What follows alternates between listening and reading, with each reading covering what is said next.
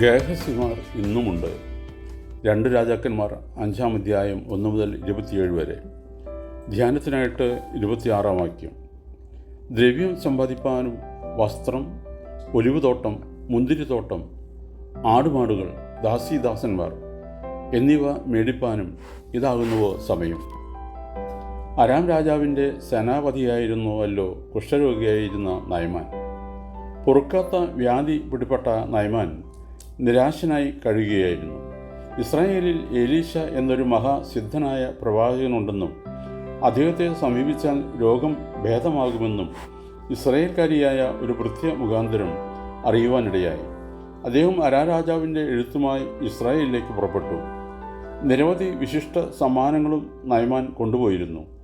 അരാം രാജാവിൻ്റെ എഴുത്ത് കണ്ടപ്പോൾ ഇസ്രായേൽ രാജാവ് അമ്പരന്നു. ഇസ്രായേലിൻ്റെ നേരെ യുദ്ധത്തിന് പുറപ്പെടാനുള്ള ഒരടവാണതെന്ന് ഇസ്രായേൽ രാജാവ് തെറ്റിദ്ധരിച്ചു. ഇതറിഞ്ഞ് എലീശ പ്രവാചകൻ തൻ്റെ അടുക്കിലേക്ക് നയമാനെ അയക്കുവാൻ ആവശ്യപ്പെട്ടു. അങ്ങനെ നയമാൻ എലീശ പ്രവാചകൻ്റെ അടുക്കിലെത്തി. യോർദാൻ നദിയിലിറങ്ങി 7 പ്രാവശ്യം മുങ്ങുക എന്നതായിരുന്നു നയമാൻ്റെ കുഷ്ഠരോഗം മാറുന്നതിനു വേണ്ടി എലീശ പറഞ്ഞ പ്രതിവിധി. അപ്പോൾ നയമാൻ രോഷാകുലനായി, അരാം രാജ്യത്തെങ്ങും നല്ല വെള്ളമില്ലാഞ്ഞിട്ടാണോ യോർദാൻ നദിയിലിറങ്ങി മുങ്ങാൻ പറയുന്നത്? നയമാൻ ആത്മകഥനം ചെയ്തു. ഏതായാലും ഭൃത്യന്മാരുടെ നിർബന്ധം അനുസരിച്ച് നയമാൻ നദിയിലിറങ്ങി മുങ്ങി. 6 പ്രാവശ്യം മുങ്ങിയിട്ടും ഒരു വ്യത്യാസവും ഉണ്ടായില്ലെങ്കിലും 7-ാം പ്രാവശ്യം മുങ്ങിയ ശേഷം നോക്കിയപ്പോൾ കുഷ്ഠരോഗം നിശേഷം മാറിയതായി കാണപ്പെട്ടു. നയമാൻ അത്ഭുത പരതന്ത്രനായി. കൃതജ്ഞത സൂചകമായി താൻ കൊണ്ടുവന്ന വിശിഷ്ട സമ്മാനങ്ങൾ നയമാൻ പ്രവാചകനെ കാഴ്ചവെച്ചു. ഇവയൊന്നും തനിക്ക് ആവശ്യമില്ലെന്ന് എലീശ പറഞ്ഞു.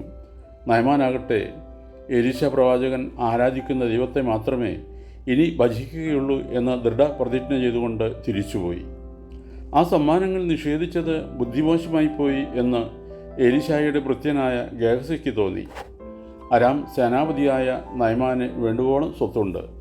ആ സമ്മാനം സ്വീകരിക്കുന്നതിൽ എന്താണ് തെറ്റ് എന്നതായിരുന്നു ഗേഹസിയുടെ തത്വശാസ്ത്രം.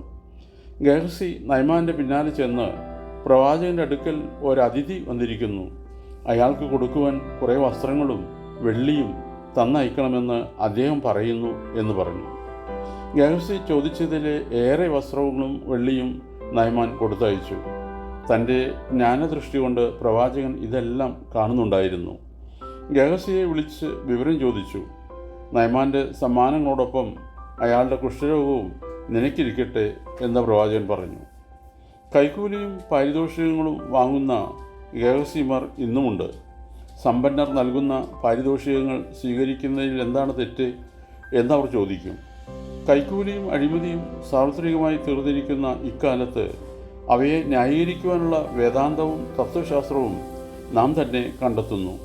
ദൈവത്തിൻ്റെ വരപ്രസാദം ലഭിച്ചിട്ടുള്ള മഹാസിദ്ധന്മാർ പോലും പാരിതോഷികങ്ങളുടെ പ്രലോഭനത്തിൽ അകപ്പെട്ടു ഉള്ളതായി കേട്ടിട്ടുണ്ട്.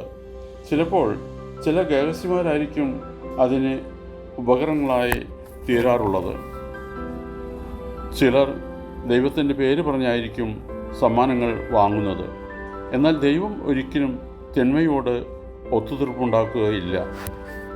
ഓർക്കണമേ, ജീവിതത്തിൽ കണ്ടുമുട്ടുന്നതെല്ലാം സ്വന്തമാക്കിയാൽ അത് സ്വാർത്ഥതയായി തീരും. 119-ാം സങ്കീർത്തനം 165-ാം വാക്യം. നിന്റെ ന്യായപ്രമാണത്തോട് പ്രിയമുള്ളവർക്ക് മഹാസമാധാനമുണ്ട്. അവർക്ക് വീഴ്ചയ്ക്ക് സംഗതി ഏതുമില്ല. ദൈവം അനുഗ്രഹിക്കട്ടെ. പ്രാർത്ഥനയോടെ കർത്തൃശുശ്രൂഷയിൽ എളിയ ദാസൻ.